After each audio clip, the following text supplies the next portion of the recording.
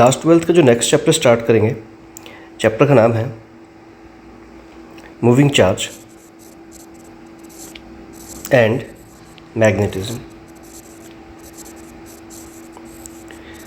Moving charge and magnetism में हम लोग देखते हैं कि सबसे पहले नाम जिनका आ रहा है वो है ओरस्टेड का।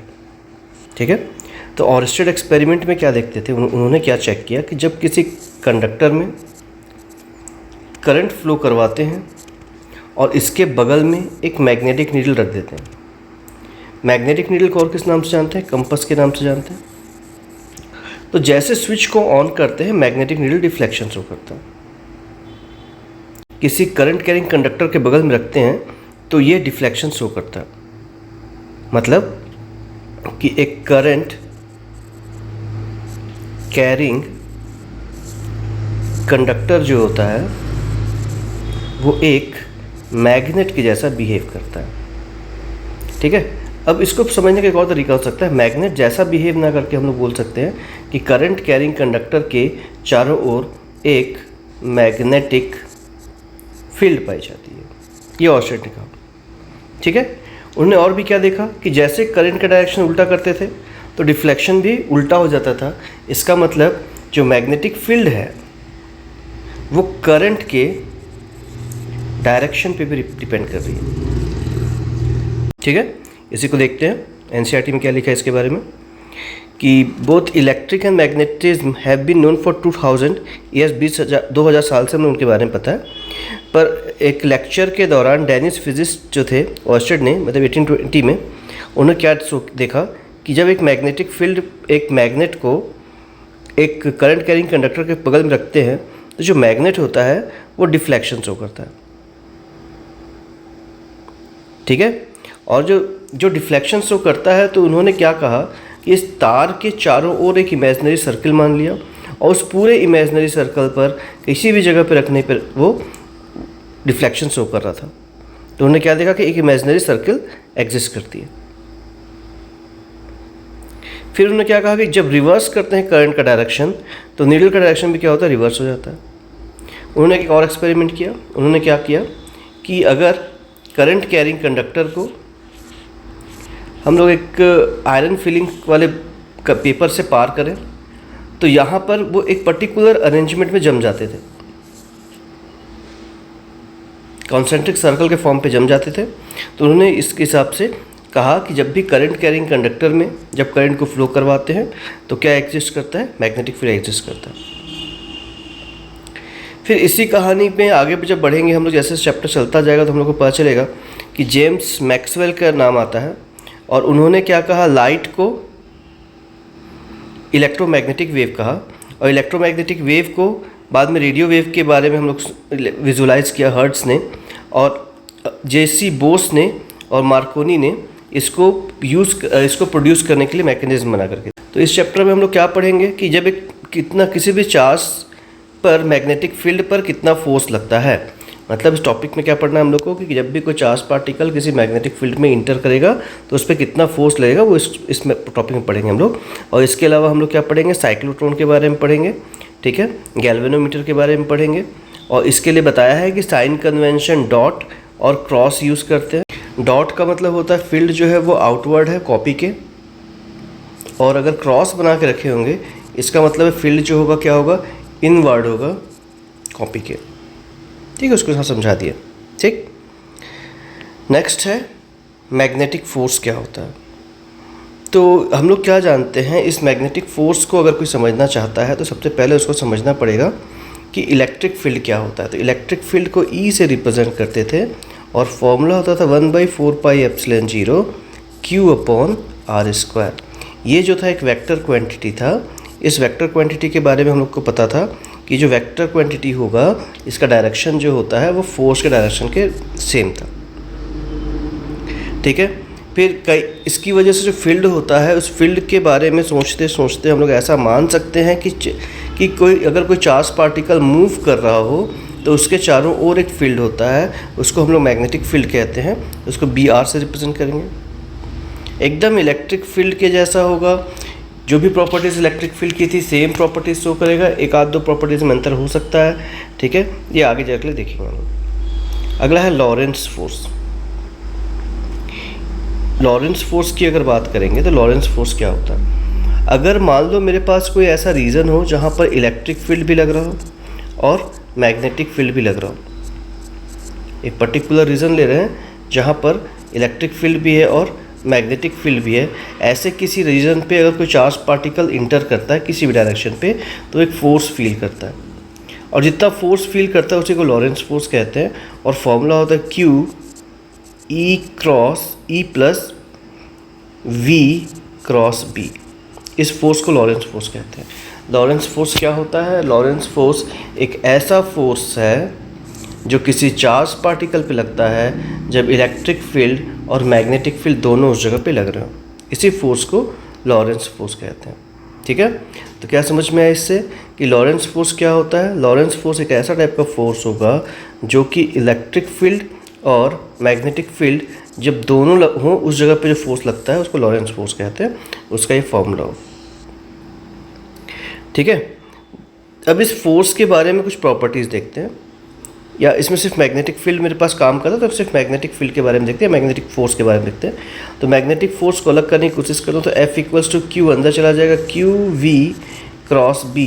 ये जो फोर्स निकलेगा इस फोर्स को हम लोग कह देंगे, इस फोर्स को कह देंगे हम लोग मैग्नेटिक फोर्स, ठीक है, मैग्नेटिक फोर्स। अब ये फोर्स जो है इसको अगर ध्यान से देखेंगे तो F जो है चार्ज पे डिपेंड करता है, F जो है वेलोसिटी पे डिपेंड करता है, F जो है मैग्नेटिक फील्ड पे डिपेंड करता है, ठीक है। इस हिसाब से सोचना है कि फोर्स का डायरेक्शन क्या हो गया, properties of this magnetic force क्या होगी जो किसी चार्ज पार्टिकल का, जो कोई चार्ज पार्टिकल किसी मैग्नेटिक फील्ड में फील करता है। तो हम लोग क्या देखते हैं, it depends upon Q V B, बता दिया इसको, ठीक है। फोर्स और negative charge is opposite to that of the positive charge, force का डायरेक्शन बदल जाएगा नेगेटिव पॉजिटिव करने पे। इसके बाद देखते हैं फोर्स का जो फॉर्मूला है वो है V Q V cross B। ऐसा समझ सकते हैं कि ये फोर्स जो है वो V और B के क्रॉस प्रोडक्ट के प्रोपोर्शनल है। तो अगर कोई भी चीज़, कोई भी वेक्टर A हो और वो B क्रॉस C पे डिपेंड कर रहा हो तो हम लोग कहेंगे कि A परपेंडिकुलर होगा B के और A परपेंडिकुलर होगा C के, और A एंड C दोनों परपेंडिकुलर हों, ये कंपलसरी नहीं है, ठीक है। तो जो रिजल्ट F जो होगा परपेंडिकुलर होगा V के, F जो होगा परपेंडिकुलर होगा B के, लेकिन ये दोनों आपस में परपेंडिकुलर हो, ऐसा कंपलसरी नहीं है, ठीक है। तो हम लोग क्या कह सकते हैं कि फोर्स जो होगा वो परपेंडिकुलर होगा वेलोसिटी के, फोर्स जो होगा वो परपेंडिकुलर होगा मैग्नेटिक फील्ड के, और पर V और B परपेंडिकुलर हो ये कंपलसरी नहीं होता, ठीक है। तो इसको क्या समझ सकते हैं, तो magnetic force Q V cross B के बराबर होता है, वो वेक्टर प्रोडक्ट के बराबर है। वेक्टर प्रोडक्ट जो होगा वो force due to magnetic field vanishes, कब कब गायब हो सकता है, अभी इसमें कंडीशन दी हुई है कि ये जो F की वैल्यू है वो ज़ीरो कब हो सकता है, तो जब V ज़ीरो हो, B ज़ीरो हो, Q ज़ीरो हो और थीटा की वैल्यू 0 या 180 हो, कि force due to magnetic field vanishes मतलब गायब हो जाता है या बिकम जीरो हो जाता है कब, if velocity and magnetic field are parallel, parallel मतलब जीरो या एंटी पैरेलल, 0 या 180 डिग्री का बनाएंगे, ठीक है। अगला बोलता है द मैग्नेटिक फोर्स जीरो होगा if charge is not moving, मतलब V की वैल्यू 0 हो जाए, only moving charge feel magnetic force, तो मूविंग चार्ज जो होगा मैग्नेटिक फोर्स के लिए रिस्पॉन्सिबल होगा। इस हिसाब से हम लोग के पास क्या कंक्लूजन निकलता है कि F इज इक्वल्स टू क्या निकाल लेते हैं हम लोग, Q V क्रॉस B। इससे क्या निकलेगा, F is equals to Q V B sine theta. ये फोर्स का फॉर्मूला निकल कर क्या गया, ठीक है। इससे हम लोग B को निकाल सकते हैं, B क्या होगा, F upon Q V sine theta, और यहाँ से मैग्नेटिक फील्ड का डेफिनेशन आ सकता है। मैग्नेटिक फील्ड का डेफिनेशन क्या होगा कि मैग्नेटिक फील्ड जो है वो फोर्स के बराबर है, कब, जब चार्ज जो हो 1 कूलम हो वेलोसिटी जो हो वो 1 मीटर पर सेकेंड हो और थीटा जो हो वो 90 डिग्री हो। तो व्हाट इज़ मैग्नेटिक फील्ड?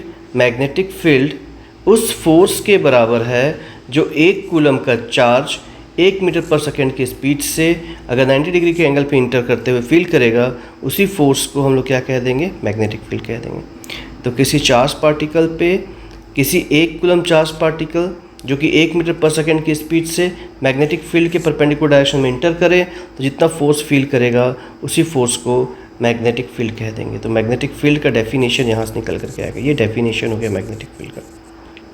ठीक है, यहाँ पर समझा दिया उस चीज़ को कि परपेंडिकुलर होगा, स्पीड होगी 1 मीटर पर सेकेंड और चार्ज होगा 1।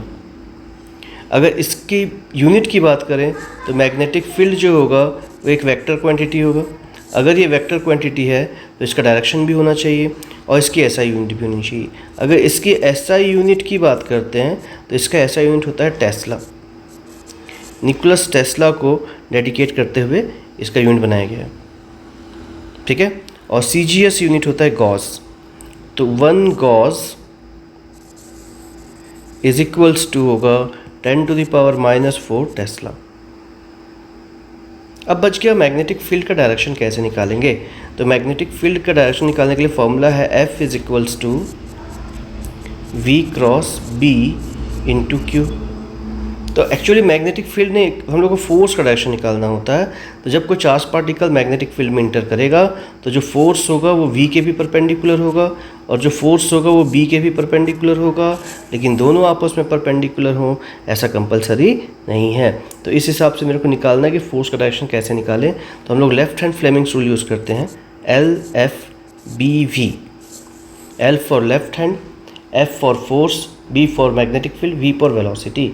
तो लाइन से देखेंगे, लेफ्ट हैंड यूज़ करेंगे, F हो जाएगा थंब के लिए, B हो जाएगा मैग्नेटिक फील्ड के लिए और V हो जाएगा वेलोसिटी के लिए। इस हिसाब से हम लोग निकाल सकते हैं किसी भी मैग्नेटिक फील्ड का डायरेक्शन क्या होगा। अगला टॉपिक है magnetic force on a current carrying conductor. अब क्या हो गया, हम लोग क्या देखें कि अगर मान लो ये मैग्नेटिक फील्ड होता और इस मैग्नेटिक फील्ड पे कोई चार्ज पार्टिकल आता मूव करते हुए, इसका चार्ज q है और v वेलोसिटी से इस मैग्नेटिक फील्ड पे अगर इंटर करता है तो उसकी वेलोसिटी के हिसाब से हम लोग निकाल सकते थे फोर्स क्या होता है, q v क्रॉस b होते हैं, फोर्स की वैल्यू हो जाती है।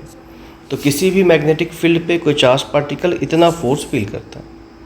अब इसी टॉपिक पे हम लोग के पास है कि अगर मान लो कि कोई कंडक्टर है,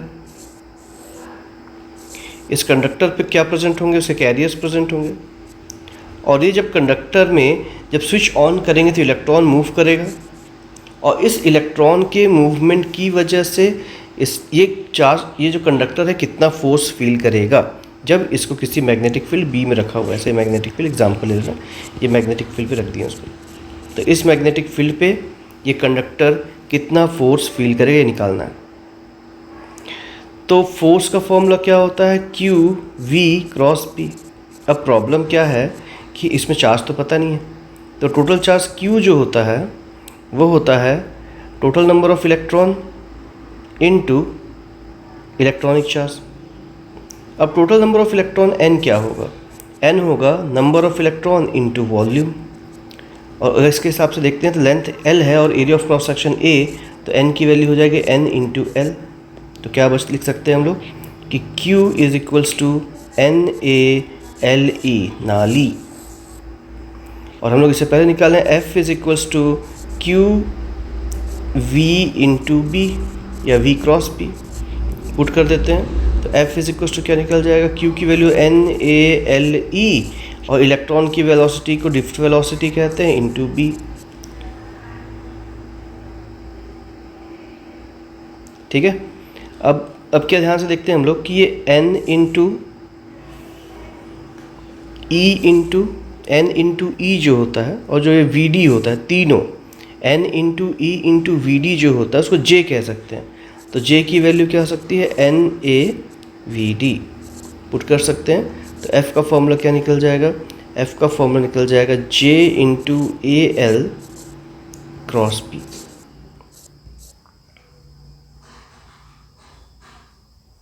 ठीक है, इसी को और मॉडिफाई कर सकते हैं तो फोर्स का फॉर्मूला निकल जाएगा आई, ये पूरा जे इंटू ए हो जाता है आई एल क्रॉस पी, जहाँ पर आई क्या है, करंट है, और इसका डायरेक्शन एट डी एल क्या है, लेंथ है ऑफ द कंडक्टर, और जो डायरेक्शन होगा लेंथ का वो along the direction of flow of current हो जाएगा। तो इसकी वजह से हम लोग के पास नया फॉर्मूला आ गया कि फोर्स का फॉर्मूला होता है आई एल क्रॉस पी, और इससे पहले फोर्स का फॉर्मूला निकला था F equals to Q V cross B. ऐसे दो फॉर्मूले निकल करके हैं। ये किस पे है, ये किसी चार्ज पार्टिकल पे है, और ये किस पे है, किसी कंडक्टर पे है जो मैग्नेटिक फील्ड पे रखा है। तो ये दो डेरिवेशन होगा। एग्जाम्पल नंबर 4.1 देखते हैं। एग्जाम्पल नंबर 4.1 में क्या बोलता है कि एक स्ट्रेट वायर है 200 ग्राम का, मतलब एक वायर है ऐसा, कितना मास दिया हुआ है इसका, 200 ग्राम दिया हुआ है, और लेंथ दी है 1.5 मीटर। करंट जो है इस वायर के अंदर फ्लो हो रहा है 2 एम्पियर, और इसको हवा में लटका के रखने के लिए नीचे से ऊपर की ओर कितने मैग्नेटिक फील्ड की आवश्यकता होगी, पूछा है ऐसा। ठीक है, तो हम लोग क्या देखेंगे, फोर्स की वैल्यू हो जाएगी mg, और करंट करिंग कंडक्टर पे फोर्स की वैल्यू कितनी है, आई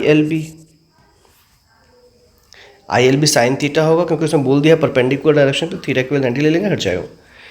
अब हम लोग क्या निकालना है कि b की वैल्यू कितनी होगी। तो b की वैल्यू क्या होगी, m into G upon I into L, बस वैल्यू पुट कर दो। 0.2 इंटू 9.8 अपॉन 2 इंटू 1.5, सिंप्लीफाई करेंगे तो 0.65 टेस्ला। सिंपल सा क्वेश्चन है। ठीक है, तो अब इसके बारे में सोचते, जो अर्थ का मैग्नेटिक फील्ड की बात करेंगे तो वो होता है 4 इंटू 10⁻⁵ टेस्ला। लेकिन इस क्वेश्चन में देखते हैं तो मैग्नेटिक फील्ड की वैल्यू कितनी लिखती है, 1.65 टेस्ला। इसका मतलब है कि अर्थ का मैग्नेटिक फील्ड बहुत ज़्यादा वीक है। उस मैग्नेटिक फील्ड को यूज़ करके हम लोग 200 ग्राम के भी किसी ऑब्जेक्ट को मूव नहीं करा सकते। नेक्स्ट क्वेश्चन है, if the magnetic field is parallel to the positive Y axis, यहाँ पर दिया हुआ, and charge placed to moving value positive X axis, charge जो है वो मूव कर रहा है, which way the Lorentz force P, electron negative electron दिया हुआ प्रोटॉन के लिए, प्रोटॉन और इलेक्ट्रॉन के लिए क्या उसका डायरेक्शन होगा। क्वेश्चन नंबर 4.2 देखते हैं। क्वेश्चन 4.2 में क्या बोला है कि मैग्नेटिक फील्ड, जैसे मान लेते हैं हम लोग इस डायग्राम बना, उस डायग्राम के हिसाब से चलते हैं। तो ये दो एक्सिस हो गए, और ये एक्सिस परपेंडिकुलर लेकिन कॉपी के अंदर बनी हुई है, इसको बोल दिया वाई एक्सिस। तो क्वेश्चन में क्या बोला है कि मैग्नेटिक फील्ड वाई एक्सिस पे है, मतलब अंदर की ओर मैग्नेटिक फील्ड लग रही है ऐसी। तो मैग्नेटिक फील्ड का जो डायरेक्शन है वो है जे कैप। फिर क्या बोला है कि पार्टिकल जो है उसकी वेलोसिटी v जो है वो पॉजिटिव x की ओर जा रही है। पॉजिटिव x मतलब प्लस आई कैप। अब पूछा है कि लॉरेंस फोर्स का डायरेक्शन क्या होगा, तो इसको हम लोग लेफ्ट हैंड रूल से निकाल सकते हैं, चाहे तो क्रॉस प्रोडक्ट से डायरेक्ट निकाल सकते हो। f का फॉर्मूला क्या पढ़े हम लोग पढ़े q v क्रॉस b, ये फोर्स की वैल्यू होगी। q की वैल्यू इलेक्ट्रॉन था तो माइनस ई लेना पड़ेगा, v की वैल्यू क्या हो जाएगी i, और b की वैल्यू क्या हो जाएगी j। और i क्रॉस j क्या होता है, i क्रॉस j जो होता है वो होता है k कैप, और माइनस है तो क्या डायरेक्शन निकल जाएगा, माइनस k कैप। मतलब जो फोर्स का डायरेक्शन होगा वो फोर्स का डायरेक्शन होगा नेगेटिव z एक्सिस के अलॉन्ग। ठीक है, पहले वाले में क्या आएगा, तो नेगेटिव z एक्सिस आ गया। ठीक, नेक्स्ट क्वेश्चन ट्राई करते हैं। सेम क्वेश्चन है, सब चीज़ सेम दिया हुआ है इस क्वेश्चन में भी। तो इसमें मैग्नेटिक फील्ड B जो है वो किस डायरेक्शन पे है, J में ही है, और जो वेलोसिटी V है वो I कैप में है। तो फोर्स का डायरेक्शन क्या होगा, इस पर पॉजिटिवली चार्ज प्रोटॉन है तो इलेक्ट्रॉन का E, V क्रॉस B लगा देना है बस। तो ये हो जाएगा E की वैल्यू तो E रहेगी, V की वैल्यू हो जाएगी I क्रॉस J, और I क्रॉस J क्या होता है K, मतलब E K क्रॉस, मैग्नीट्यूड को छोड़ दे रहा हूँ। ठीक है, ऐसा भी लिख सकते हैं, ये V और V बच जाएगा ऐसे। ठीक है, तो क्या रिजल्ट बच रहा है हम लोग के पास, रिजल्ट बच रहा है K क्रॉस, मतलब positive z axis. Next topic है motion in a magnetic field. क्या हो जब एक चार्ज पार्टिकल मैग्नेटिक फील्ड पे इंटर करे तो उसका पाथ कैसा हो, ये सोचना। तो पहला केस ले लेता हूँ मैं कि मान लेते हैं कि मैग्नेटिक फील्ड इस डायरेक्शन पे है और एक इलेक्ट्रॉन जो है या प्रोटॉन जो भी ले लेता है, पॉजिटिव चार्ज मान लेता हूँ कि वो इस डायरेक्शन में मूव करे, वेलोसिटी का डायरेक्शन हो गया। तो फोर्स का डायरेक्शन क्या होगा? तो फोर्स का डायरेक्शन क्या हो जाएगा? फोर्स जो होगा वो होता है QVB साइन थीटा। थीटा की वैल्यू हो गई 0, तो फोर्स की वैल्यू भी कितनी हो जाएगी? 0।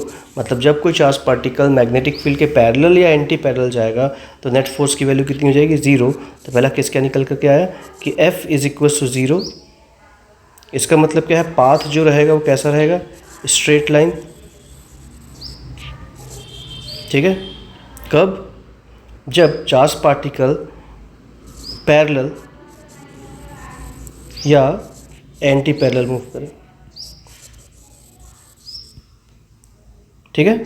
सिमिलर सेकंड कंडीशन देखते हैं। सेकंड कंडीशन में क्या बोलते हैं कि हम लोग मान लेते हैं कि मैग्नेटिक फील्ड का डायरेक्शन क्रॉस है। क्रॉस मतलब मैग्नेटिक फील्ड क्या है? कॉपी के अंदर है। ठीक है। और इसमें एक चार्ज पार्टिकल इस डायरेक्शन पे इंटर किया,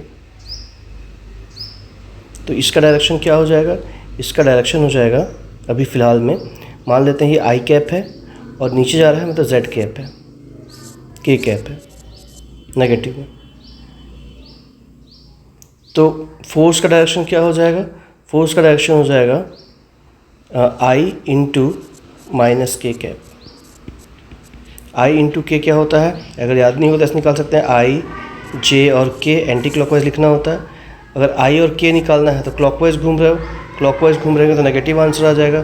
तो जो फोर्स का डायरेक्शन निकलेगा वो आ जाएगा के कैप जे कैप प्लस में। तो प्लस में जे कैप मतलब तो चार्ज पार्टिकल होगा वो ऊपर की ओर फोर्स फील करेगा। ठीक है। तो इस फोर्स की वजह से हर बार ये फोर्स का डायरेक्शन चेंज हो रहा होगा। हम लोग क्या पता चल रहा है कि जब भी कोई चार्ज पार्टिकल मैग्नेटिक फील्ड में इंटर करता है तो जो फोर्स होता है वो उसके परपेंडिकुलर होगा। मतलब इसकी वजह से वेलोसिटी चेंज होगी, लेकिन स्पीड में चेंज नहीं होगा। अगर ऐसा कभी कंडीशन हो रहा है, इसका मतलब पाथ कैसा होना चाहिए? पाथ सर्कुलर होना चाहिए।